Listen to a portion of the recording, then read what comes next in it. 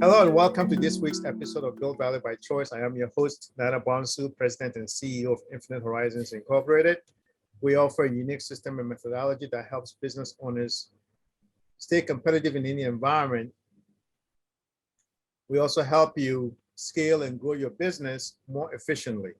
You can check us out at www.infhorizons.com and book an appointment to learn more about how we may help you. Don't forget to subscribe, share, and leave us a rating or review. And also don't forget to leave us a comment on the show's Facebook community page to give us a feedback on the episode or tell us whatever topics or guests you'd like to hear from in the future. Also, I have a free ebook for our guests, listeners who are in the services industry. You may go to https://bit.ly/productize with a Z ebook one word, productize ebook one to download it for free. It's an ebook to help you productize and scale your business more efficiently. Now on to today's guest. My guest today is Noah Healy. Noah is a professional developer, founder at Coordisc, and recreational mathematician who has become an expert on game theory and designing marketplaces. He's born and raised in Charlottesville, Virginia, and he's discovered a superior form of marketplace and is working toward the adoption of this technique to upgrade the economy. He has diverse interests, including philosophy, cooking, and fiction. Building on breakthroughs merging physics and mathematics in the 20th century, he has developed a patent-pending system to supersede commodity markets. He usually talks about shifting financial systems to make production more profitable, increasing the economic potential for everyone as a result. Welcome to the show, Noah. Thank you. Thanks for having me. Wonderful. Give me your background. Today, I wanted to discuss the topic of strategic planning using game theory. I wanted to start off by asking what got you interested in the game theory? Well, as a recreational mathematician, I effectively collect mathematical techniques. And while this can have drawbacks because I don't necessarily go as deep into subjects as some of the experts and breakthroughs, it does give me a very wide array of tools that I can apply to the situations that come up as I'm in my professional career. And so game theory has been one of those that I've been toying around with for decades now. Can you tell us what the simplest form of game theory is? The simplest form of game theory and where game theory began was in two-player zero-sum games. This is games where one person's victory is the other person's loss, and they would encompass things as complicated as chess and Go, and things as simple as tic-tac-toe or rock, paper, scissors. Okay, so how can the game theory be used in business or strategic planning? Well, game theory, I like to say it's one of the worst names in human history. It's essentially the mathematics of strategy. So if you're engaging in strategic thought, you are engaging in game theoretic calculation. The framework and the mathematical tools that exist give you a very strong foundation for writing down and then manipulating the strategic situations that you find yourself in a way that can be productive. In particular, John Nash gained fame through the film A Beautiful Mind, and his Nash equilibrium identified that games will actually typically have idealized strategies, and that by applying these strategies, we can maximize our outcomes. And that's obviously a valuable endpoint. Great. Can you tell us an example of how game theory was used to make a specific business decision? Well, the most famous instance of game theory guiding strategy was the Cold War. which leads to a rather intriguing thing about game theory. It's a branch of mathematics that was classified for its inception, which leads to some rather curious things about the teaching and learning of game theory. But the mutually assured destruction strategy that was embraced by the United States of America, and that guidance in how to build out the nuclear arsenal was actually guided by game theorists. Yeah, and that's basically the situation where we were in this, stalemate with the Soviet Union, and we used that theory to basically do the MAD, right, mutual assured destruction. Yes. So what is the most complex? That you've mentioned this most simplest form. What's the most complex form of game theory? The thing about game theory is that it gets complicated extraordinarily quickly. At sort of the most basic level, it's about different agents that have choices and how those choices interact with one another. So if there's two players and they each have two choices, then there are four possible outcomes of those two choices. And so each one of those players could have differing perspectives on each of those four possible outcomes. There are 4 factorial squared, basically 24 squared, 576 different two-player, two-choice games. There's some reductions to that because of symmetries and so forth of the game grid. But so just before you go further, because not everybody's mathematical. So factorial means that you take the number 4 and you multiply by every single digit that's lower than it, right? So 4 correct. times 3 times 2. Okay. All right. Yes. Go ahead. I just wanted to sorry to interrupt. I just wanted to make sure. Sure. Well, that's a good one. So now imagine a game where people are going to mutually shuffle something, perhaps themselves.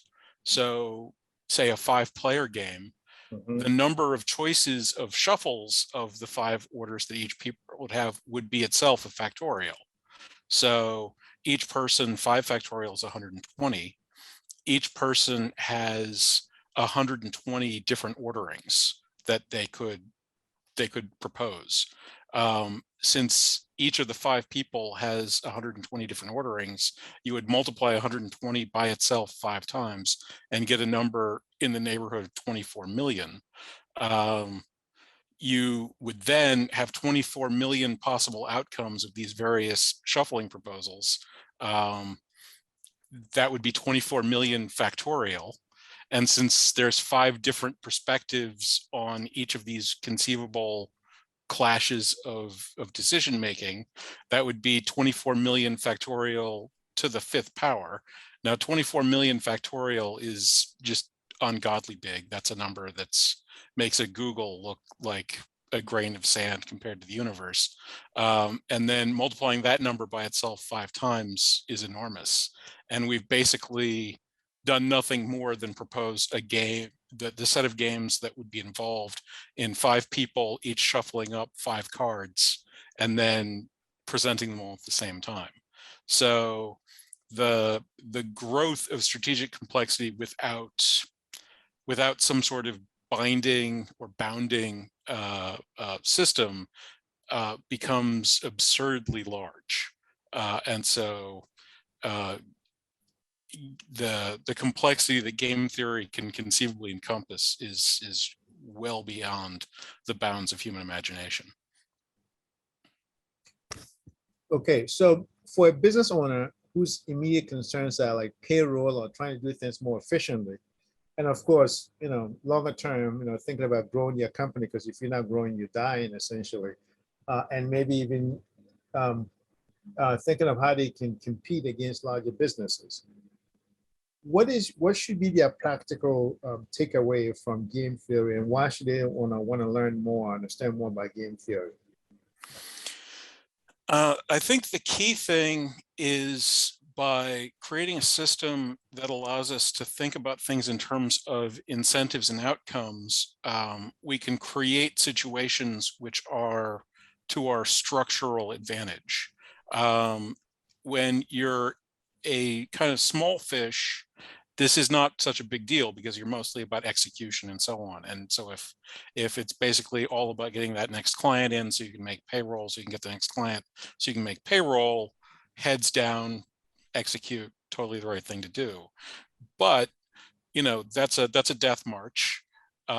If you're not going to grow up to be big enough to be able to make strategic decisions and have an effect on the world, then eventually you're just going to get ground under that kind of treadmill. And so once the time comes that you are going to be able to take a little bit of time and come up with some kind of system to incentivize your employees, incentivize your customers, change the structure of how you compete within the marketplace, any of those things, that's where the tools of game theory will allow you to maximize the value of that time and make it worth your while before you get back to, running the business. I want to dig into this topic of cooperation and cooperative strategies. How does game theory come into effect in that?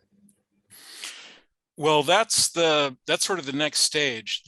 We started with zero-sum games where one player wins, the other player loses. But in those sort of large set of possible games among multiple players, some of the most interesting ones are the non-zero sum games, the ones where both players can win, both players can lose, players can have sort of mixed values of gain. And those are much more prevalent in the world around us.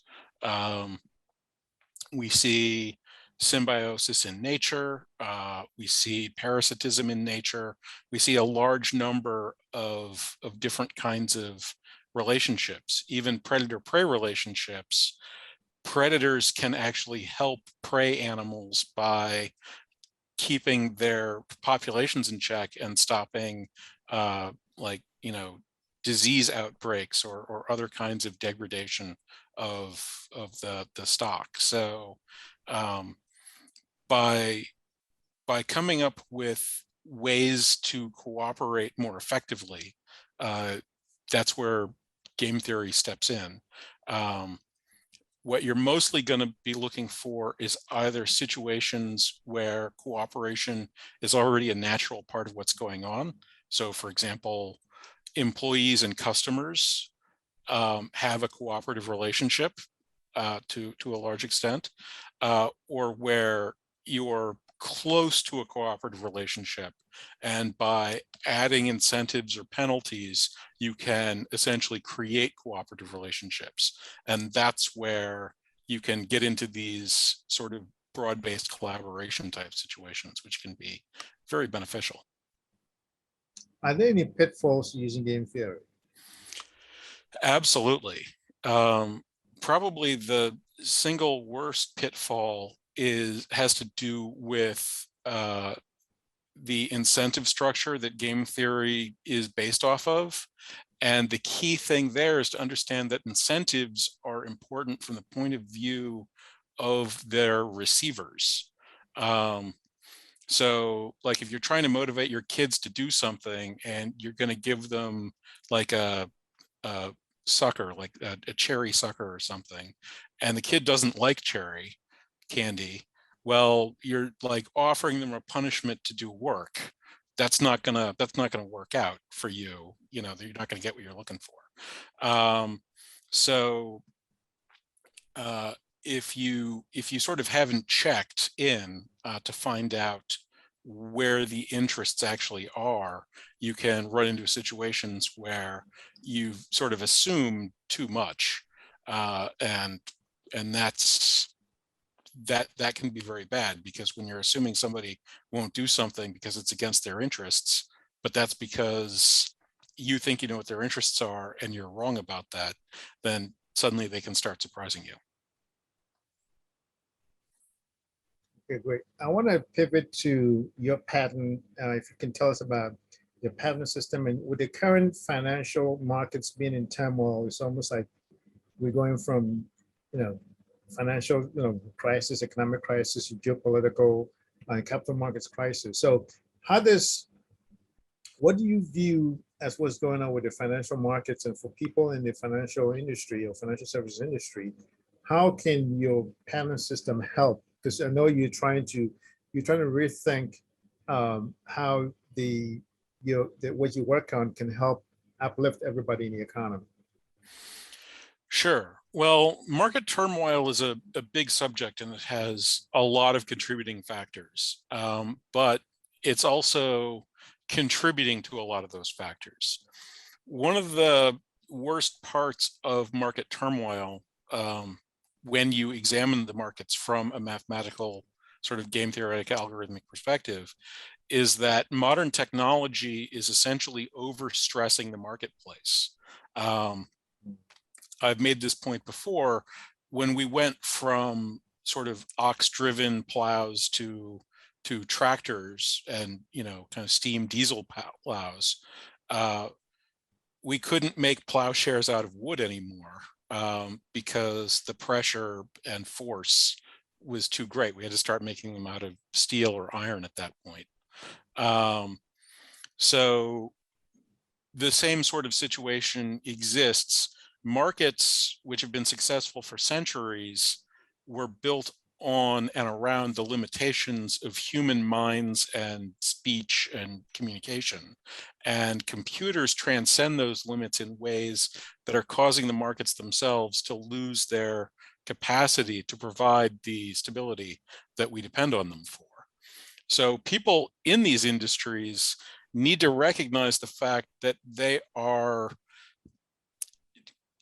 actually in a declining industry, that the value of the service that they're offering is diminishing because the technology that we're developing is making that service worth less than it has been. And that's leading to many cracks in the situation.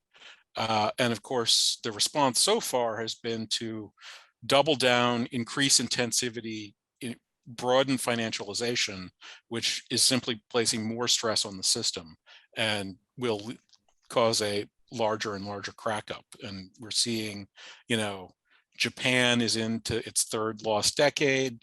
We've had numerous serial bubbles over the last few decades in this country.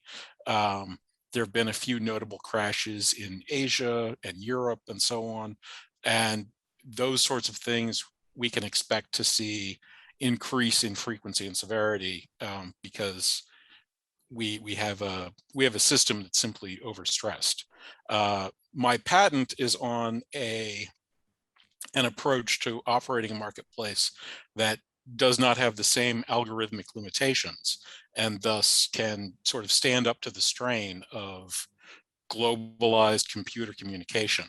And so it would be able to allow parts of that industry that wanted to get back to providing the service that has allowed financial houses to exist for centuries to get back on that track and provide that service to people. So I'm gonna pivot back to how people can get in contact with you to learn more about that. But now that as people need to, basically what you're saying is people need to rethink their role in the financial services economy or ecosystem, because the technologies are basically displaced and are going to be displaced and making a lot of the human services obsolete.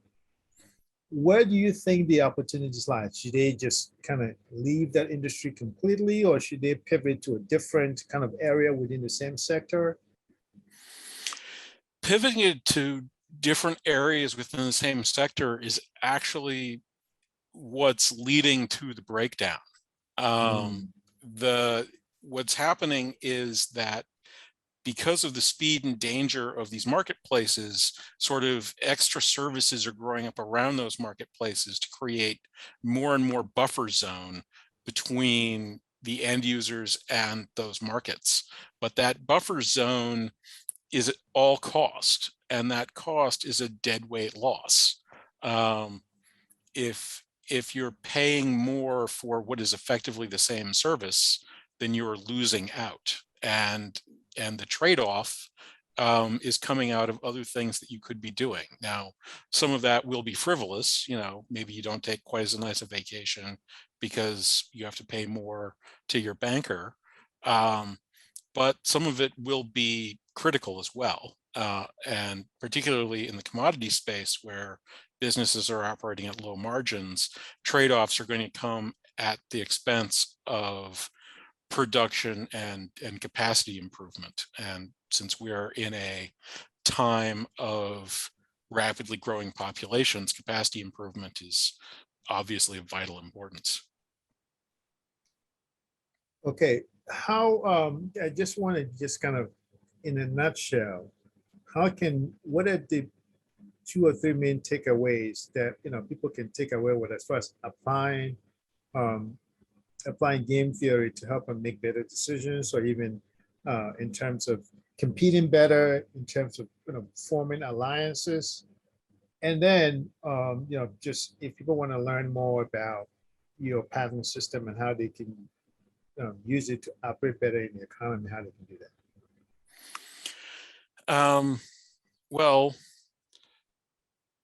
in terms of using game theory to help yourself out, the first thing I think is to use another not perfectly great named thing, war game out your situation, and try to gain the knowledge or empathy required to really figure out how the other agents that you're interacting with, whether they're competitors, employees, customers, or whatever, what they're interested in and what they want. Once you can shift the conceptual space from what people are doing to where their interests lie, it becomes much easier to find situations where you can align other people's interests with your own goals, and then sort of self-management, cooperative, things, you can start moving with the current instead of against it.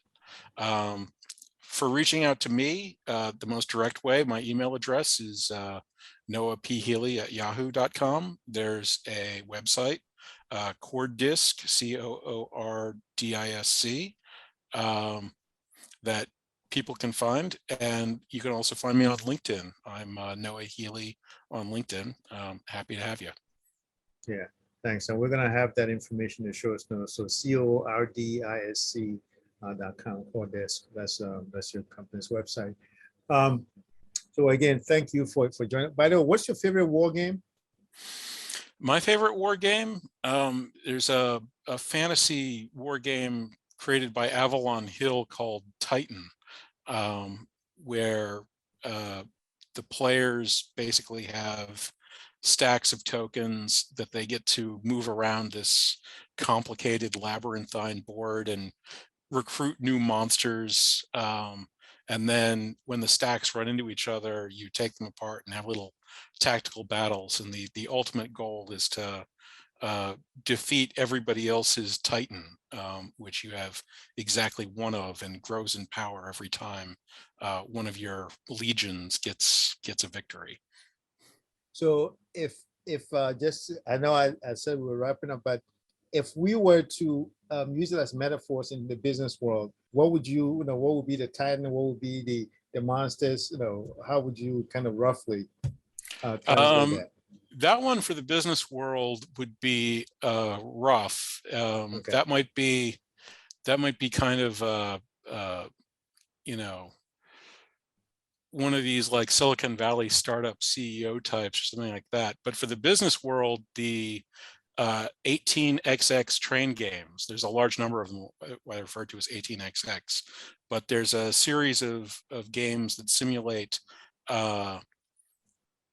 the expansion of trains across Canada, the American Northeast, Germany, many other locations around the world, each with their own tweaked out rules, but they're typified by a combination of a stock phase and an operation phase, where you get to lay out track and run trains and have station wars and so on. And then also have another phase where you manipulate the value of the companies, and those are a lot of fun, and also give you some insights into the kind of business decisions and how things change when control versus ownership of a company, and what that could mean for you. Wonderful. Well, thank you so much. Really appreciate your insights, and look forward to speaking with you again soon. Thank you. All right. All right, everyone. Well, that's it for this week. Again, don't forget to leave us a rating, subscribe, share, and also join us on our Facebook community page. Let us know what you think and what would you like to hear more of, or which guests you'd like to hear from. So next week, bye for now.